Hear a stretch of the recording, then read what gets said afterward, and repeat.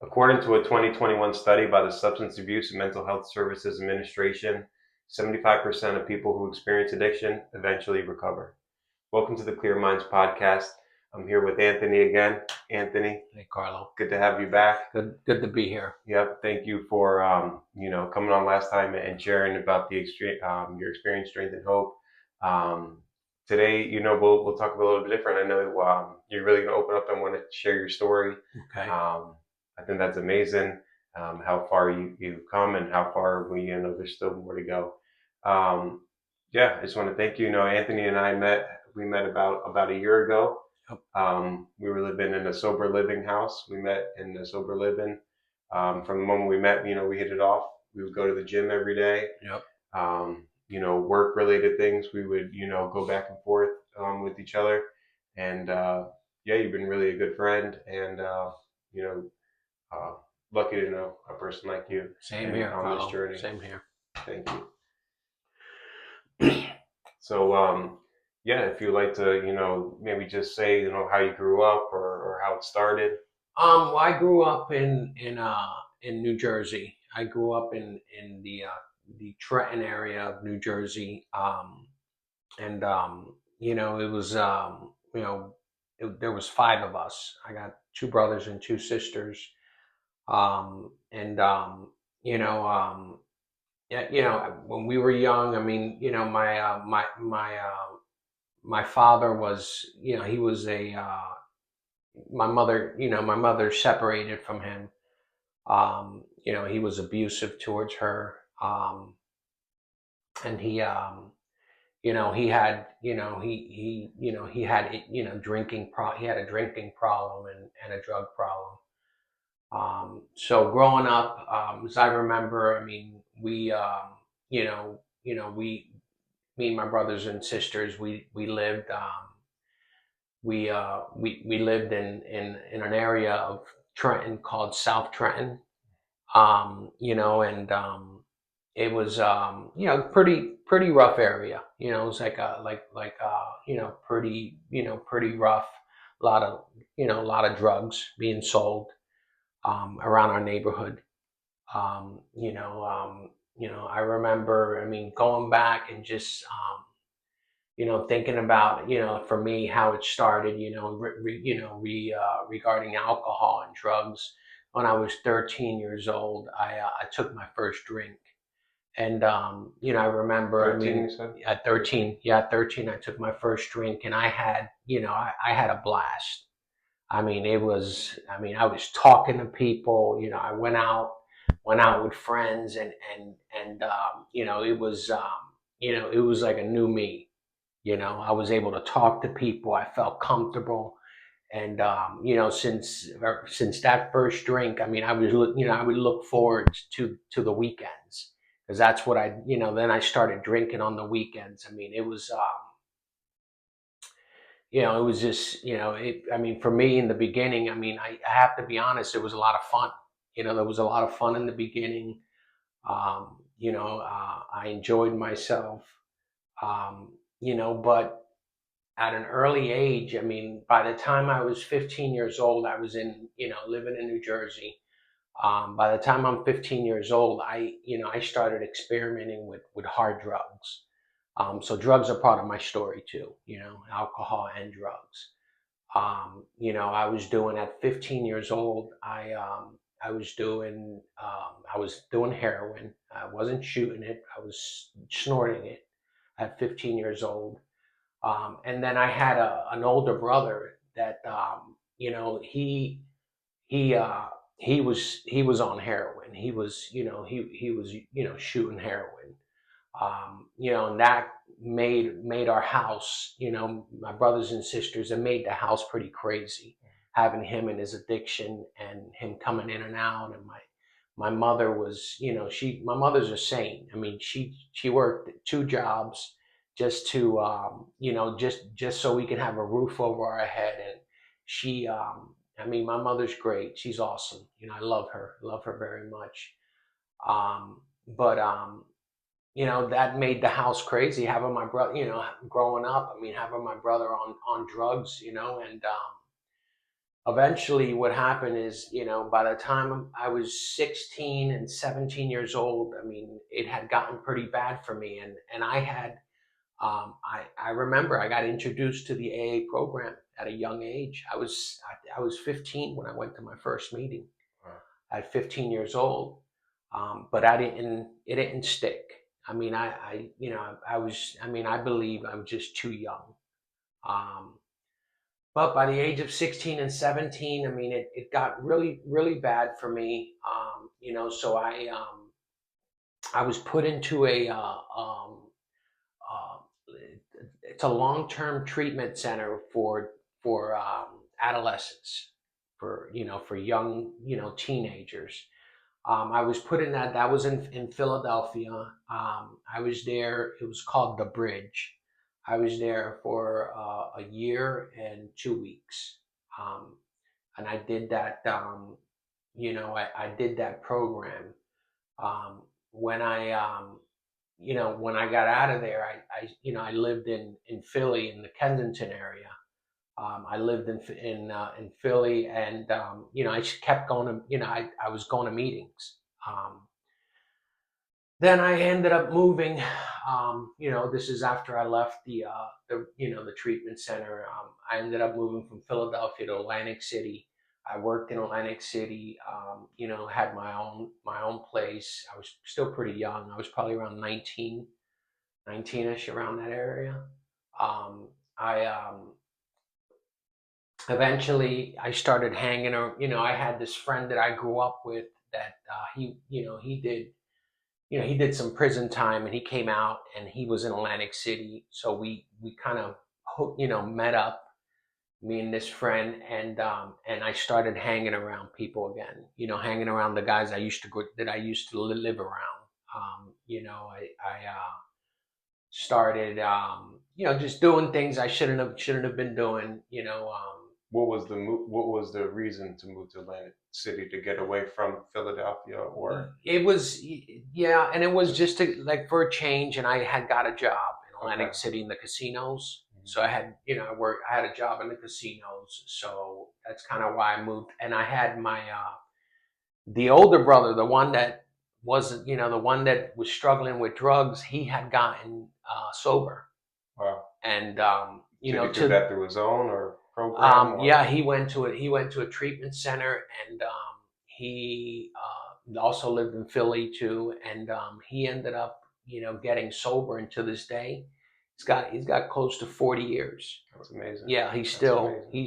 he's still sober. So that's one of the other reasons I moved there. But eventually, I started, because I was hanging around people. I started using.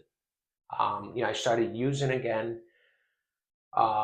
This time it was pretty bad. I had gotten my first DUI around 19 years old. I'd gotten a DUI, and I was just, hanging around some real, knuckleheads. I mean, I was just doing things on the street that, just, I mean, could have, I could be in jail. I mean, I should have went to jail for a lot of things that happened. Um, but anyway, so it got so bad for me that people in my family wanted to send me away. So what they did is they bought me a plane ticket, and I ended up going to Puerto Rico. Okay. I ended up going to Puerto Rico. My father was there. My father was there, and I was, I've always wanted to have a relationship with him. I never had a relationship with him. It was, I mean, so I ended up going to Puerto Rico, seeing him, and it was kind of disappointing. Um, we, we ended up. What happened? I was still using, so we ended up using drugs and alcohol together, me and my father, and it just that got really, really bad. And I was, begging my family to help me get out of there and come back to the New Jersey area. So I finally did that. I came, I came to New Jersey, and I started working. Started working. A few months after being there, I got a call that my father died. I'm so sorry. Yeah, thank you. Yeah, he died, and it was because of the alcohol and drugs. He was 48 years old. Oh, Yeah, he was young. Um, so anyway, from there, life kind of went on. I was always able to get good jobs. So I got a job working as a correction officer okay. in the prison. It's different. Yeah, so I worked that for a couple years. It was pretty stressful job. Um, but I ended up losing that job because of my using. Um, you know, using I was using drugs and drinking alcohol. I've always drank alcohol, but I ended up losing that job. In the meantime, I met my wife. She was from Philadelphia. We ended up, getting married. We ended up getting married. We had a daughter.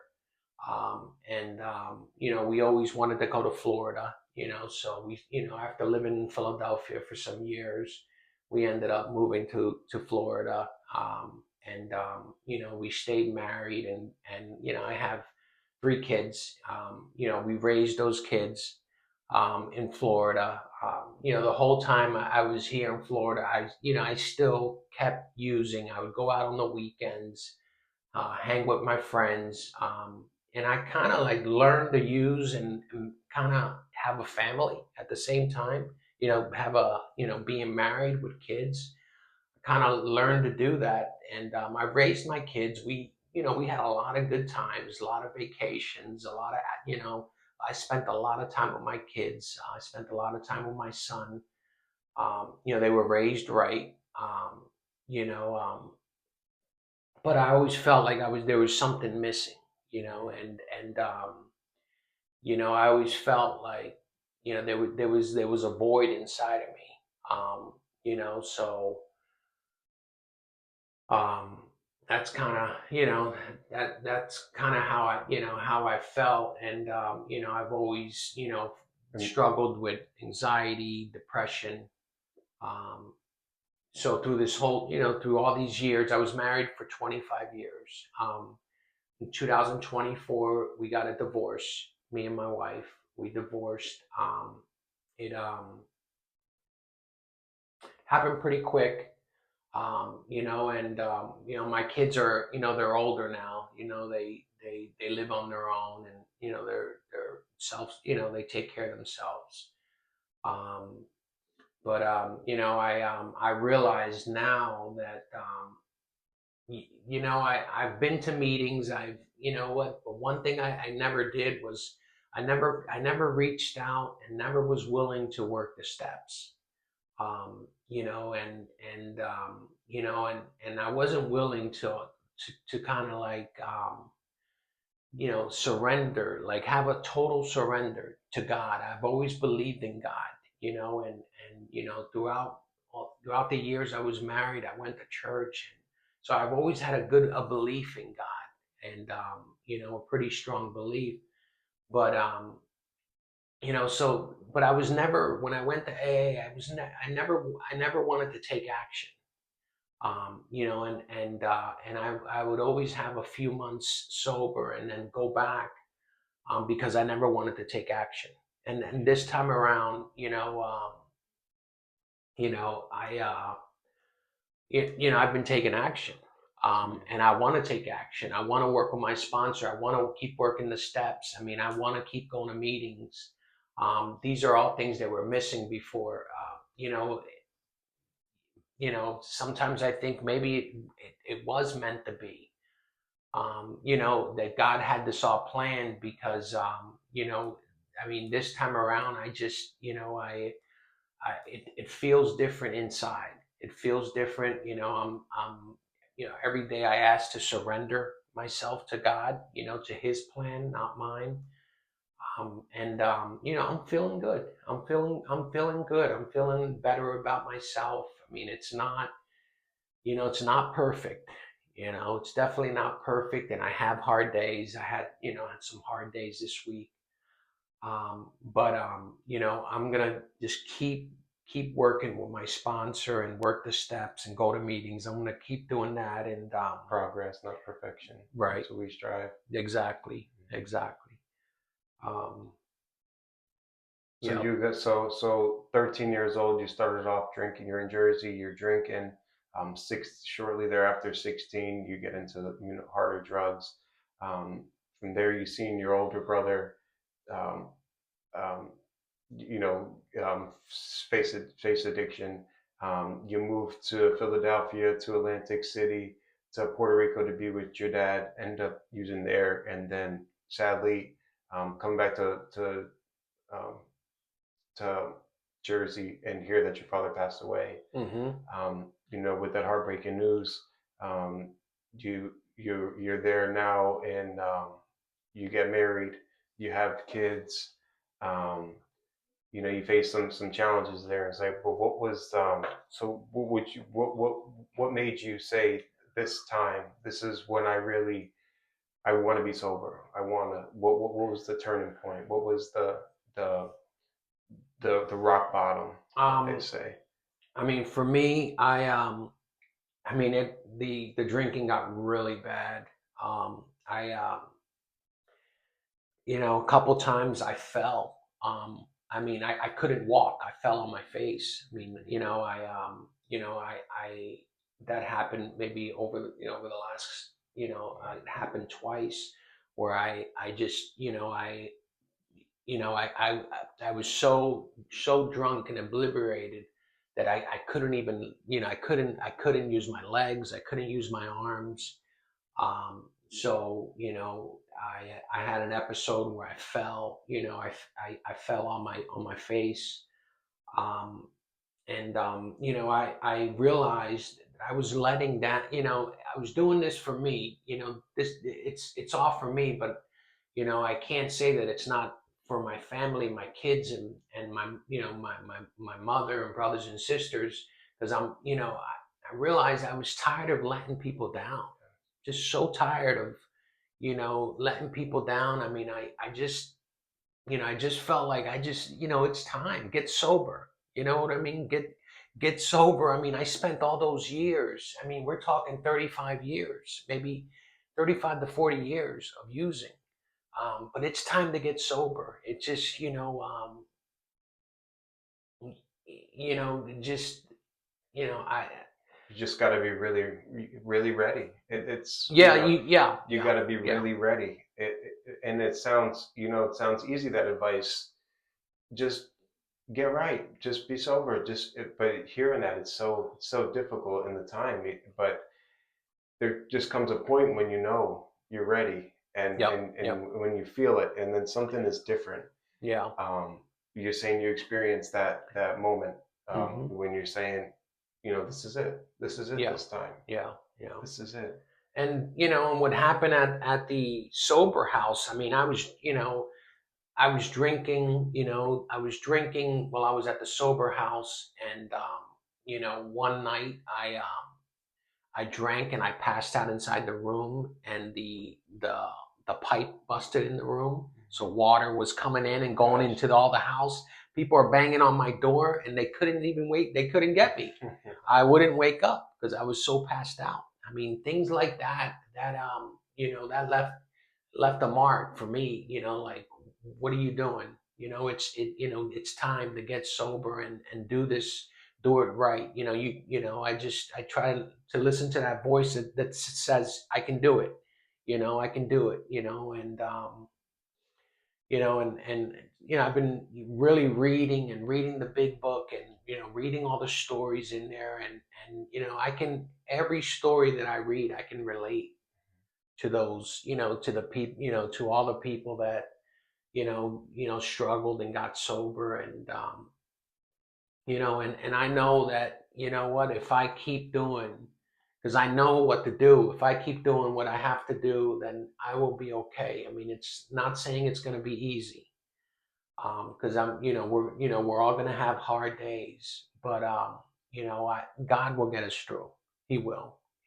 We just have to put our trust in Him, and and just keep and remember where we came from. Where we came from. Yeah, we have to remember that. Remember all the all the bad times, the depression, the anxiety, the desperateness of just wanting to, not wanting to wake up in the morning. All that was, it's just not a way to live. You know.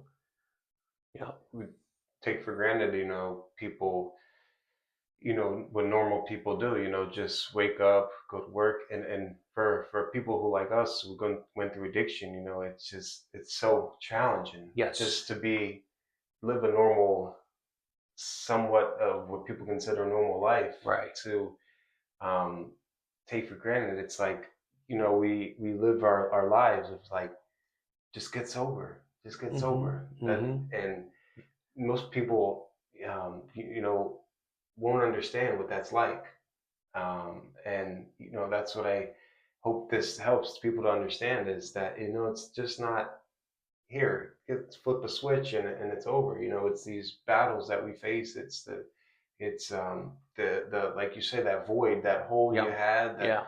something you're trying to fill with anything that will make you feel full, but nothing fills it. It's always empty until you find that thing that does. And Right. and and Right. and like you mentioned, for me, it was God Yeah. that filled that void. Um, And it's funny because a lot of that void, like I always had a void. For example, I always had a void with my father. I always wanted to get to know my father. I played sports, I played baseball, and I could never understand why my father wasn't there. And so I always had this void. And that was, part of the reason I went to Puerto Rico. I wanted to see if I can have a relationship with him, and it didn't work out. It just didn't. But yeah, we have this void, and I've always felt like something was missing, and a lot of it is just, getting to know us and loving ourselves. We have to love ourselves, and I'm working on that. I I am. really appreciate you sharing that. That fact. I know that's hard. That void, and talking about your father like that, Hmm. and but you at least you got to spend time in those years that, like you said, you came back to Jersey and you got the news. But I appreciate you opening up about that, and that's amazing to be able to do that. Um, I just, it's funny you say that. The last couple of days, I've been thinking about my father as well. He passed away just a few years ago. Sorry to hear that. Thank you. And you know, speaking of that, he when I got the news that he passed away, I didn't, kind of lost myself. I didn't know where I was doing in life, what I was doing. Nothing made sense anymore. And I literally went to sleep one night and said, when I wake up the next morning, I'm going to drive to California. and and I went to sleep that night. I woke up the next morning and said, "Okay, it's time to do this."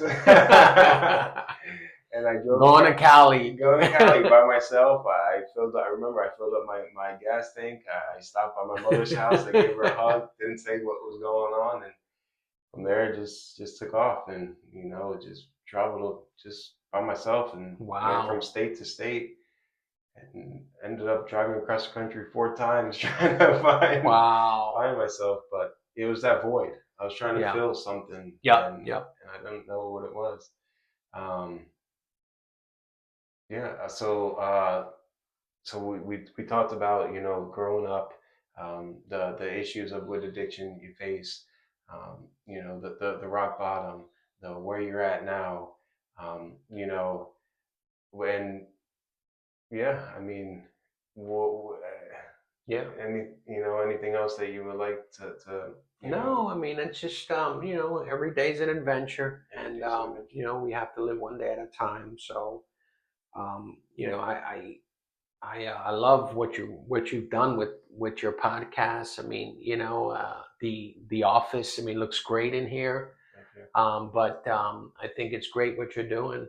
Thank you. And it's kind of a way to have people. For me, it was kind of a way to tell. I've never told my story. This was the first time I've ever told my story. Thank you for opening up And and for sharing your story. yeah, but it provide the setting here is.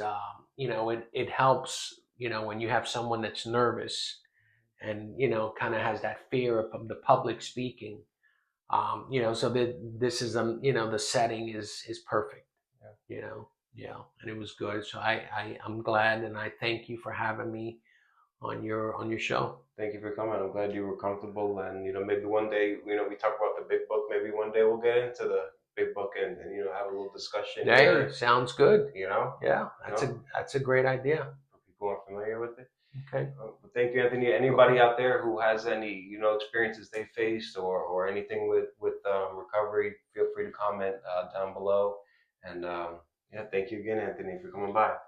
Thank you, brother. Thank you. All right, great. Shut it off.